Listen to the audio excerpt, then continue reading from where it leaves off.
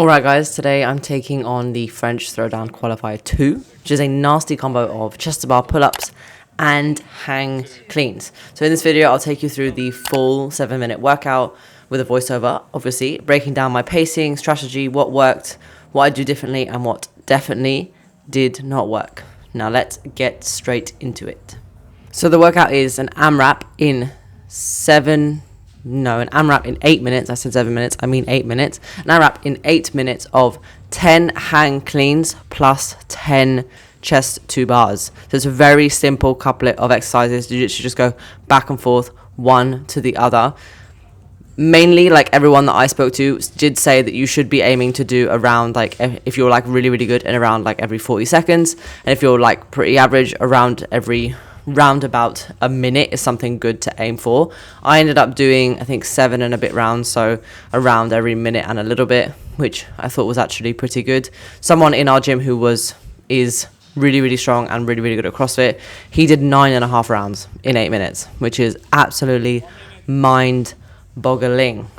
Now, first and foremost, I did tell you guys in the first video that I made of the French Throwdown Qualifiers that you need to be super careful with the rules, read the rules, abide by the rules, because otherwise it can absolutely do you one dirty. And I'm going to give you a big fat spoiler here. I thought I had abided by the rules, but I hadn't, so I got a massive 15% penalty on this workout, which meant I went from being in 20th place to then being in 35th place. Big spoiler, but that is just the way that it was. There is one more workout after this, so obviously we'll see whether I can go from 35 into the top 20, because it is only the top 20 that go forwards to the in-person competition.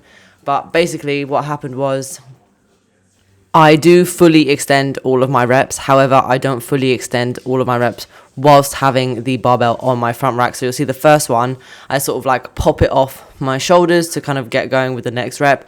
But because that isn't on my shoulders when I am extending, it's a no rep. Even though I am fully extending, it's because I'm not fully extending it with it on my front rack. So yeah, so that's why I got that massive 15% penalty, which is such a shame, because obviously before that I was in the top 20, which means I would go to the in-person competition, which would have been so cool. But hey ho, make mistakes, learn from the mistakes.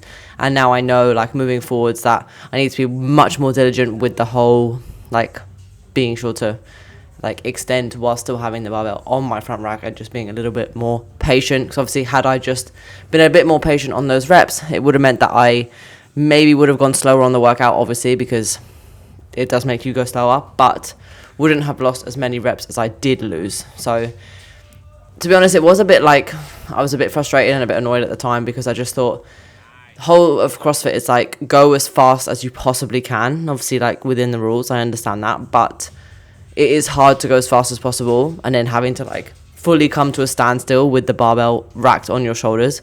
For me, it just seems like this is the fastest way to do it. You just pop it off your shoulders. Your legs are fully extending. You can see that your legs and hips are fully extending, just that the barbell isn't on your shoulders when you hit that full extension. But whatever, take it on the chin and just try to move past it. So any hoo-has, just make sure that you read the rules and just make sure that you just abide by them, because what a stinker. Anyways, first 2 reps felt pretty good. I went in with a very, like, cautious strategy, because I wanted to make sure that I got as many reps as I could without everything breaking down.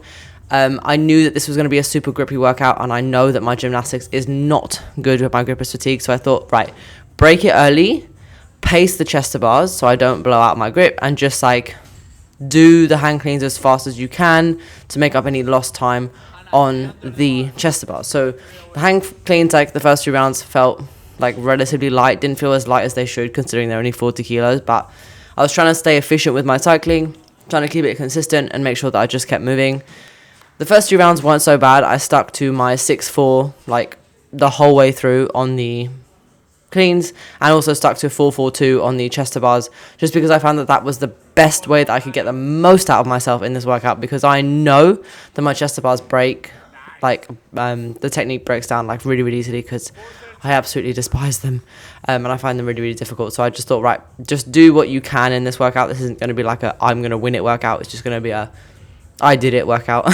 So I was literally just didn't have an aim, just thought, right, just stay consistent, do 6-4, do 4-4-2, and if you manage to keep that the whole time you're doing it, then you've done well. Like, I've said this so many times before on my channel, like, sometimes, like, I could have very easily been really, really upset about this workout, which, not gonna lie, I still was.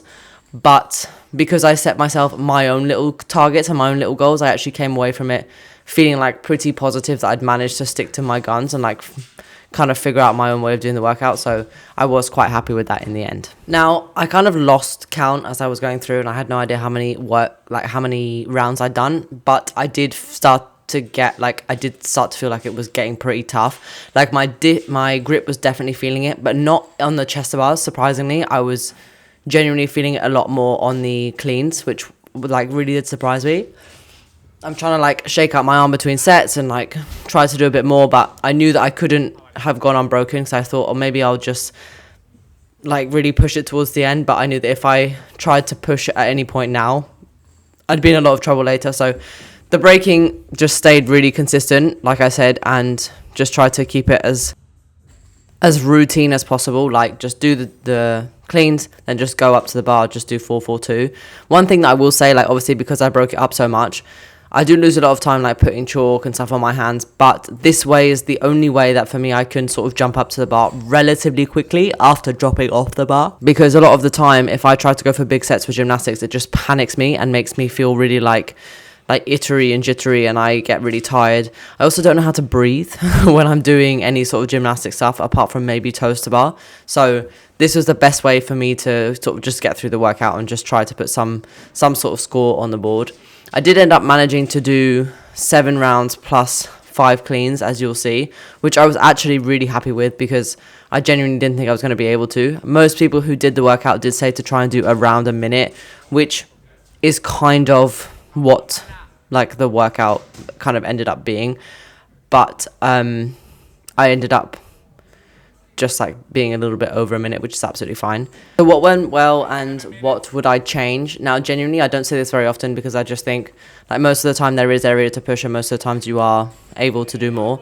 But genuinely, in this workout, I think I'd reached my technical limit. Like, sometimes when I do a workout, I know that, like, if I'd gone any faster, my technique would have just broken down and, like, it just wouldn't have gone well. So I think that what I did do well was just paced it to my own level and realized this isn't my workout. I need to break it down as much as possible because otherwise it's just not going to go well.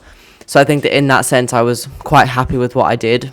The grip fatigue hit earlier than I expected, so I think going forwards, it's less so much about, like, it's that this workout is less about how I could have done better and more about, like, whoa, we need to work on this stuff because you need to be better at chest bars, your grip fatigue needs to be better. And it kind of gives me, like, somewhere to work on, and, like, it gives me more of an idea of what my weaknesses are, even though I already knew that these were my weaknesses before I even did the workout.